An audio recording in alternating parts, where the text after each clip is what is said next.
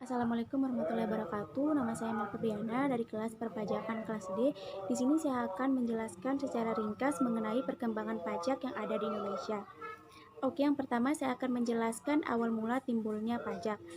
Jadi, pajak itu sudah ada sejak zaman kerajaan. Nah, pada saat itu pajak itu masih berupa sebuah harta yang diberikan oleh rakyat kepada rajanya. Nah, harta tersebut bisa berupa sebuah padi, ternak, dan hasil tanaman lainnya, misalnya seperti jagung, kelapa, dan lain-lain. Pajak juga mulai jadi pungutan sejak zaman Romawi, yaitu pada awal Republik Roma sekitar tahun 509 sampai 27 SM. Sedangkan di Indonesia sendiri, pajak sudah ada sejak zaman kerajaan dan dimulai sejak Belanda masuk ke Indonesia, terutama setelah mendirikan VOC yang berupa upeti atau seperti kerja paksa. Singkatnya, sebelum dilakukan reformasi perpajakan pada tahun 1983, sebagian peraturan perpajakan yang berlaku di Indonesia masih menggunakan produk hukum masa penjajahan. Dilakukan sedikit penyusutan seperlunya oleh para pendiri negeri ini setelah proklamasi kemerdekaan. Selanjutnya yang harus dilakukan pemerintah untuk meningkatkan penerimaan dari sektor perpajakan dengan melakukan reformasi perpajakan secara menyeluruh pada tahun 1983. Dan sejak itulah Indonesia memungut sistem self-assessment.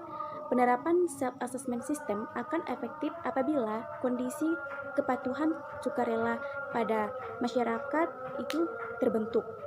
Reformasi perpajakan itu sendiri merupakan sebuah perubahan mendasar dalam segala aspek perpajakan. Reformasi perpajakan dilakukan agar sistem perpajakan lebih efektif dan efisien sejalan dengan perkembangan globalisasi yang menuntut daya saing tinggi dengan negara lain.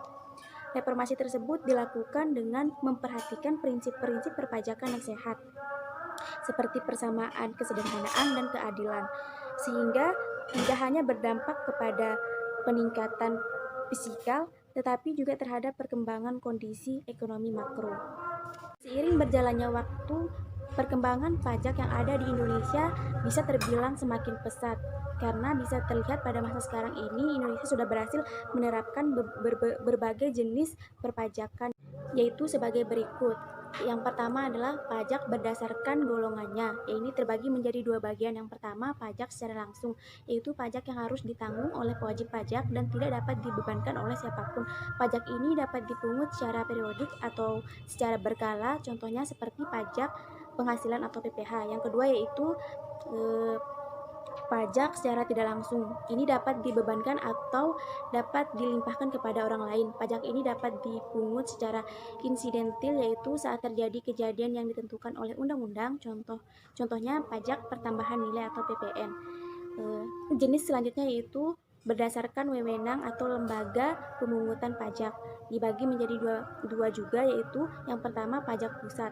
Pajak pusat sendiri ditetapkan oleh pemerintah pusat berdasarkan undang-undang yang kewenangannya memungutnya adalah pemerintah pusat, Direktorat Jenderal Bea dan Cukai, Kementerian Keuangan.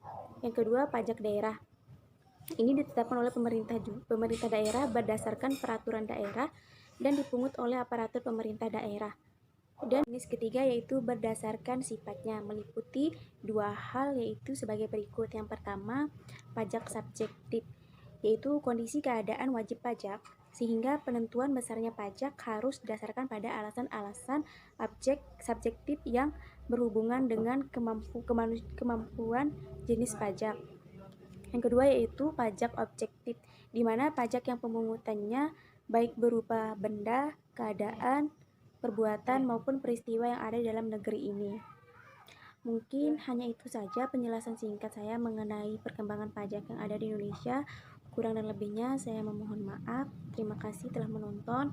Wabillahi taufiq wal hidayah. Wassalamualaikum warahmatullahi wabarakatuh.